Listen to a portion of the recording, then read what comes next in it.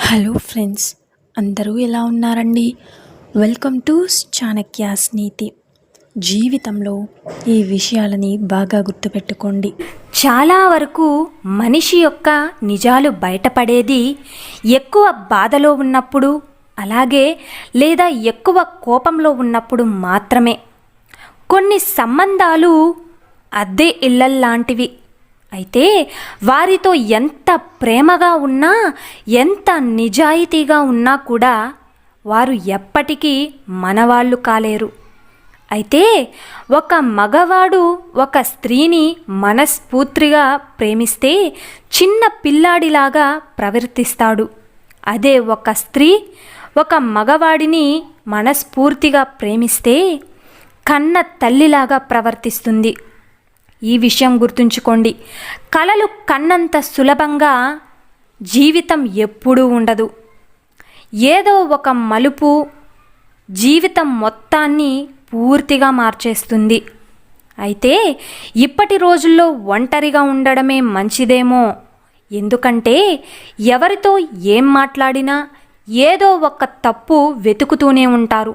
మనం మంచిగా మాట్లాడినా సరే ఎదుటి వారికి చెడుగా అర్థమవుతుంది.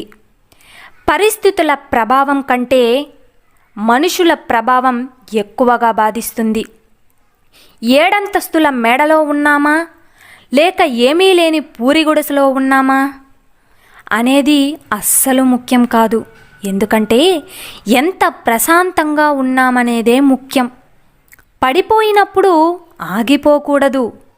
తిరిగి పరిగెత్తడం మనం నేర్చుకోవాలి. గుర్తుంచుకోండి. అలాగే కోల్పోయినప్పుడు బాధపడకూడదు. మళ్ళీ కష్టపడి దాన్ని సాధించుకోవాలి. ఓటమి అంటే జీవితం అంతం కాదు, అదే గెలుపుకి అసలైన ఆరంభం అనుకోవాలి. ఈ రోజుల్లో మాయమాటలకు ఉన్నంత విలువ మంచి మాటలకు లేనేలేదు. అయితే అన్నీ బాగున్నప్పుడు పలకరించినా పలకరించకపోయినా పర్వాలేదు, కానీ బాధలో ఉన్నప్పుడు మాత్రం తప్పకుండా వెళ్ళి పలకరించిరండి. అది మనం సంబంధానికి ఇచ్చే విలువ, బంధానికి ఇచ్చే విలువ. గమ్యం లేని జీవితం ఎంత దూరం చేరినా వ్యర్థమే. అలాగే లక్ష్యం లేని జీవితం ఎంత కాలం ఉన్నా వ్యర్థమే. అర్థమైందా? మనిషి ఇబ్బంది పడే రెండు సందర్భాలు: ఒకటి డబ్బులు పొదుపు చేయలేనప్పుడు, రెండవది మాటలు అదుపు చేయలేనప్పుడు. అర్థం చేసుకునే మనసు, క్షమించే గుణం, చెయ్యి అందించే స్నేహం, ఓదార్చే హృదయం, ఇవే మన జీవితానికి అసలైన ఆస్తులు. డబ్బుతో కొనే వాటిని సుఖాలు అంటారు. అయితే డబ్బుతో కొలలేని వాటిని ఆనందాలు అని అంటారు. అందుకే జీవితాన్ని ఆనందంగా జీవించండి. వృక్షానికి వేర్లు ఎంత ముఖ్యమో మనిషికి విలువలు కూడా అంతే ముఖ్యం కదా.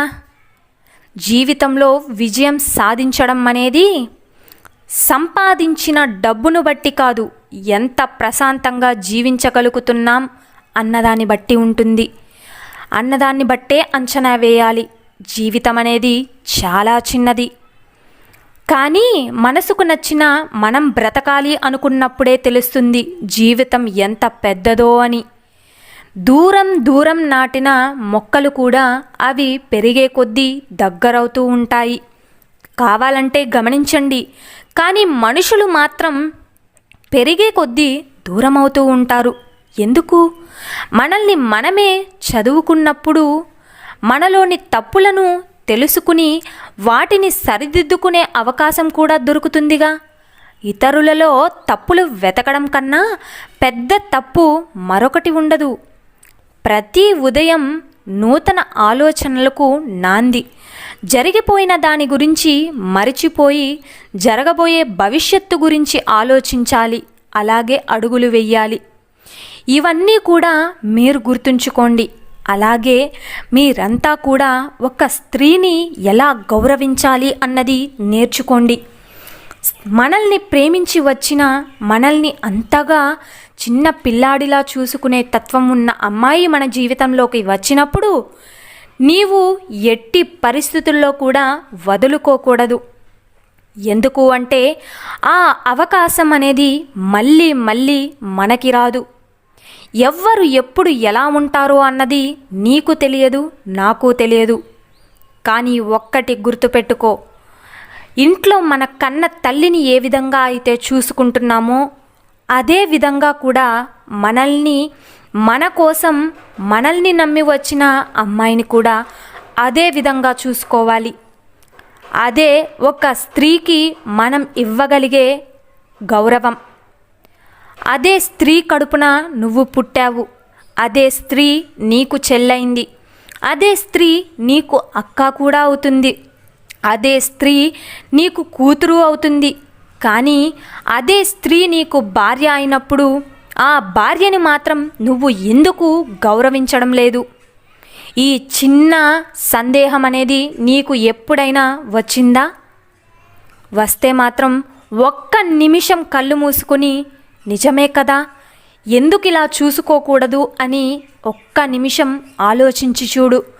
నీ జీవితం అనేది నీకే అర్థమవుతుంది అంటూ ఈ విధంగా చాణక్యులు గారు తన నీతి శాస్త్రంలో చెప్పారు. ఒక స్త్రీ ఒక మగవాణ్ణి ప్రేమిస్తే ఎంత బాగా చూసుకుంటుంది, ఆమె చూసే చూపు, ఆమె ప్రేమ మనపై ఏ విధంగా ఉంటుంది అన్నది మీరైతే తెలుసుకున్నారు కదా. మీరు కూడా ఖచ్చితంగా ఒక స్త్రీని మీరు పెళ్లి చేసుకుని తీసుకొచ్చినా, లేదంటే మీ తల్లి, చెల్లి, అక్క ఎవరినైనా కూడా వాళ్ళని అవమానించకుండా, అనుమానించకుండా వాళ్ళని మంచిగా చూసుకోండి.